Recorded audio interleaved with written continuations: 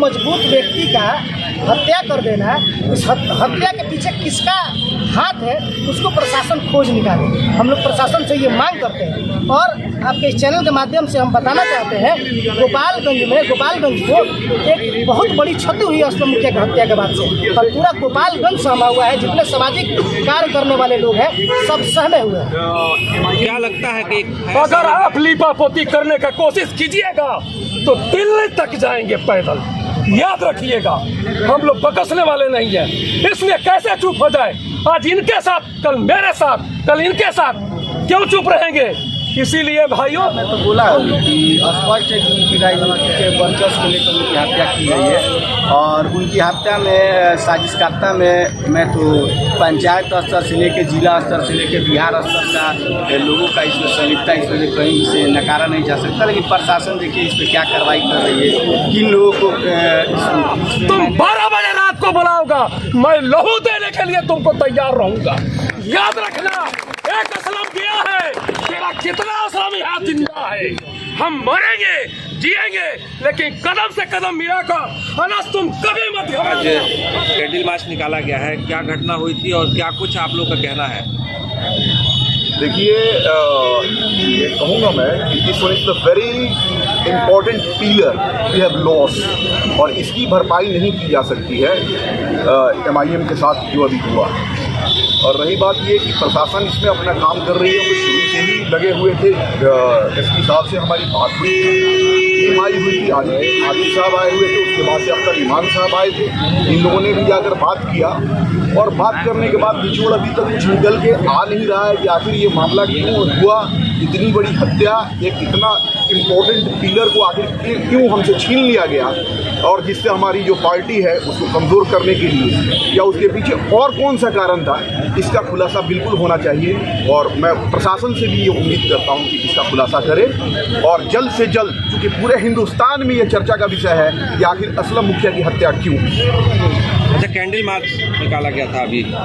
जी बिल्कुल, candle march मान ली इतनी बड़ी शख्सियत, इतनी बड़ी उनके साथ लोगों की उनसियत, तो जाहिर सी बात है कि लोगों का एक अपना आक्रोश है, और उस आक्रोश को दिखाने के लिए और ये बताने के लिए कि हम असलम मुखिया के कितने चाहने वाले थे, इसके लिए कैंडल मार्च निकाला गया। क्या लगता है पुलिस कार्रवाई जो कर रही है, भरोसा है? बिल्कुल, हमें प्रशासन पे पूरा भरोसा है, और प्रशासन जो है वो हर एस्पेक्ट को मिलाकर जो जांच कर रही है। और मैं ये चाहता हूँ कि भले देर आयद लेकिन दुरुस्त आयद, कातिल और कॉन्स्पिरेसी क्रिएटर, ये दोनों जो हैं उनको पकड़े पुलिस, और ताकि आगे जो है MIM के किसी भी व्यक्ति की, MIM से जुड़ा हुआ कोई भी साथी की हत्या ना हो। घटना को किस तरह से देखते हैं आप? घटना को तो अभी जब तक पुलिस है वो क्लियर नहीं करती है कि आखिर घटना का क्यों किया गया है। हत्या होना ये कोई मामूली बात नहीं, अगर हत्या किया गया है तो ये क्यों किया गया है। किसी एक चिराग को बुझा दिया गया है, किसी एक जिंदगी को छीन ली गई है। अनस सलाम जैसे 2-3 भाई हैं, उनको जो है वो क्या नाम है अनाथ कर दिया गया है। तो ये इसको तो हम बहुत ही निंदनीय, इसकी जितनी निंदा की जाए उतनी कम है। क्या नाम है आपका, किस पद पर है? मैं AIMIM का मुख्य प्रवक्ता हूँ, मेरा नाम डॉक्टर इमरान शेख है। है इस परिवार का, यह किसी का भी, इस परिवार का जो आदमी गया है वो कभी आने वाला नहीं है, तो हम लोग उसके साथ खड़े हैं। जिसका गया है हमें उसके साथ रहना है, ये इंसानियत है। देखिए अब ये मुखिया जी चले गए तो ये दोबारा लौट के आने वाले नहीं है, तो हमें जिनकी क्षति हुई है, जिनकी नुकसान हुई है, उनके साथ हमें मजबूती से रहना है। और देखिए ये श्रद्धांजलि सभा है, आप लोग आए हैं, मुखिया जी इस जिला का कोई ऐसा किसी का जनाजा ना हो जिसमें ये नजर नहीं आते थे, किसी के घर दावत न्योता ना हो जिसमें नजर नहीं आते थे। कम्युनिटी पे कोई आफत बलाए आए सबसे पहले खड़े रहते थे। तो हमारा ये दायित्व बनता है कि इनके बेटे हैं अनस, इनके भाई हैं अनान साहब, इनके भाई हैं कलाम साहब, इनके साथ हमें मजबूती से रहना है। हमें ये नहीं देखना है कि कौन क्या कहता है, कौन क्या नहीं कहता है, हमें इनके साथ रहना है। और प्रशासन से अपील है कि प्रशासन मुजरिम तक पहुंचे और पकड़े और कड़ी से कड़ी सजा दे। मैं मुखिया जी को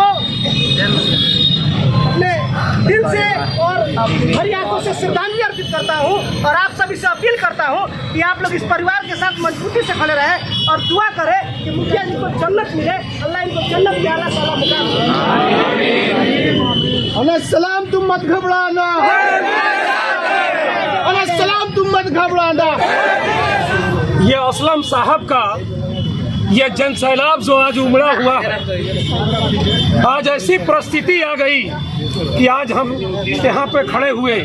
भाइयों, अभी भी वक्त है कि आप लोग समझ जाइए, अपनी हिफाजत आप खुद कीजिए और मुखिया जी की परिवार का रक्षा करना। जब वो व्यक्ति हमारे कम्युनिटी के लिए रक्षा करने के लिए रातों दिन खड़ा रहता था, तो हम लोगों का भी कर्तव्य बनता है कि उनके परिवार को, उनके शहजादे अनस आलम, तुम कभी भी मत घबराना। तुम 12 बजे रात को बुलाओगा, मैं लहू देने के लिए तुमको तैयार रहूंगा। याद रखना, एक असलम गया है, तेरा कितना असलम यहाँ जिंदा है। हम मरेंगे, जिएंगे, लेकिन कदम से कदम मिलाकर अनस तुम कभी मत घबराना। असलम तुमको जन्नत मिलेगा।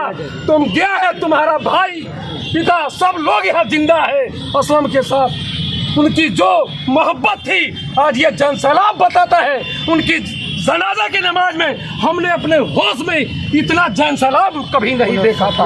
उनकी मोहब्बत, उनकी डर नहीं था, उनकी मोहब्बत व जन सैलाब उमड़ा था। आज ये अम्बेडकर चौक पे सभी जाति के लोग आज ये उमड़े हुए हैं।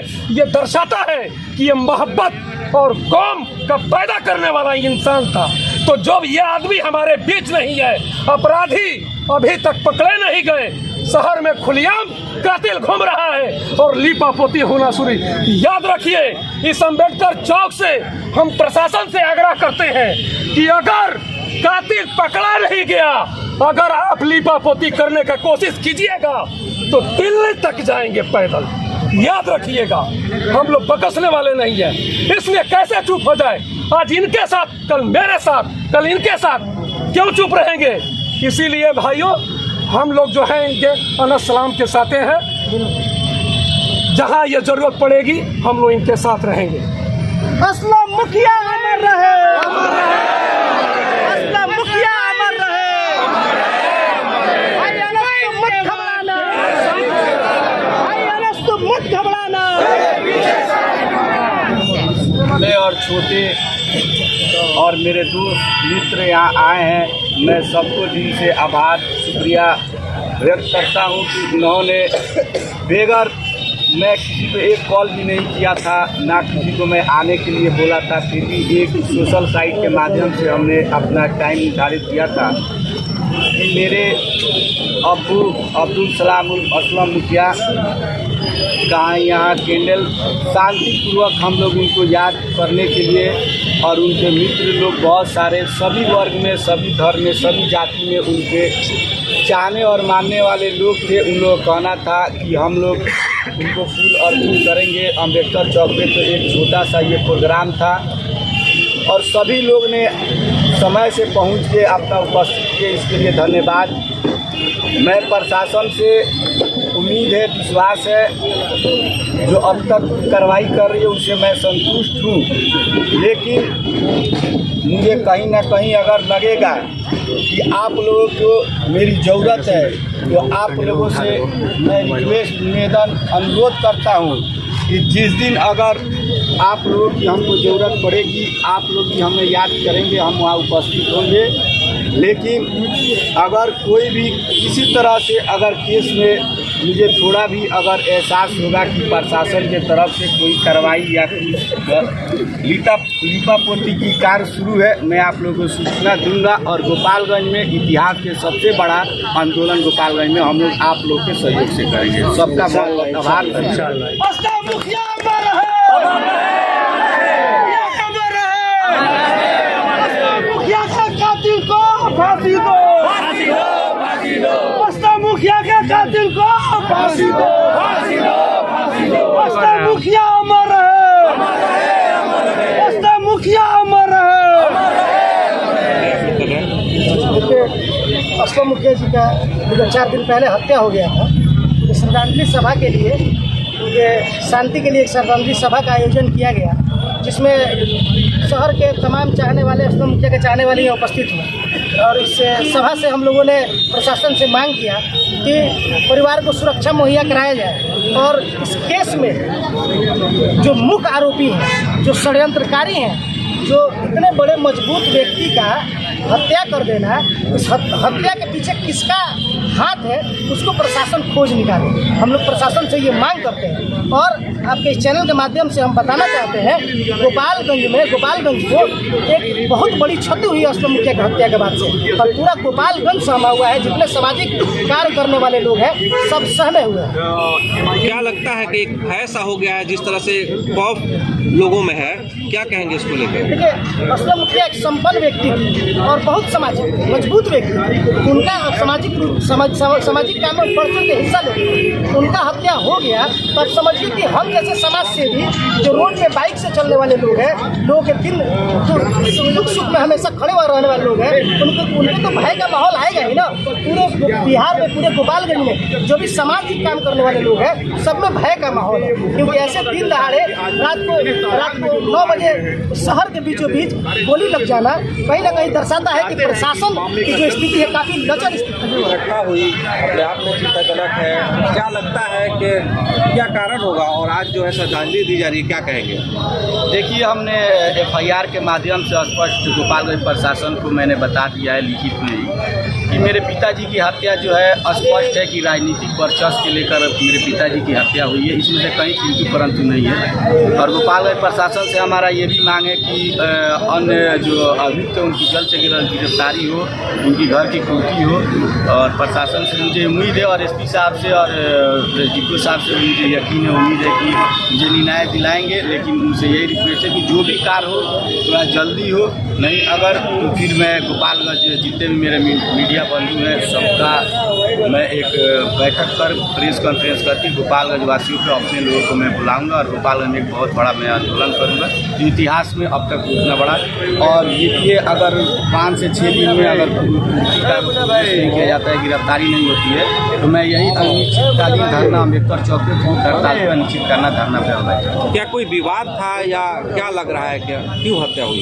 देखिए, उनकी हत्या में तो बोला है कि स्पष्ट है कि उनकी राजनीति के वर्चस्व को लेकर उनकी हत्या की गई है। और उनकी हत्या में साजिशकर्ता में मैं तो पंचायत स्तर से लेकर जिला स्तर से लेकर बिहार स्तर का लोगों का इसमें संलिप्तता इस वजह कहीं से नकारा नहीं जा सकता। लेकिन प्रशासन देखिए इस पर क्या कार्रवाई कर रही है, किन लोगों को इस बीच में मैंने अन्य लोगों का भी नाम दिया है और कुछ पार्टी का भी नाम दिया, उस पर प्रशासन जाँच कर रही है। मुझे उम्मीद है मुझे न्याय मिलेगा। क्या लग रहा है प्रशासन जिस तरह से जांच करिए, भरोसा है कि न्याय मिलेगा?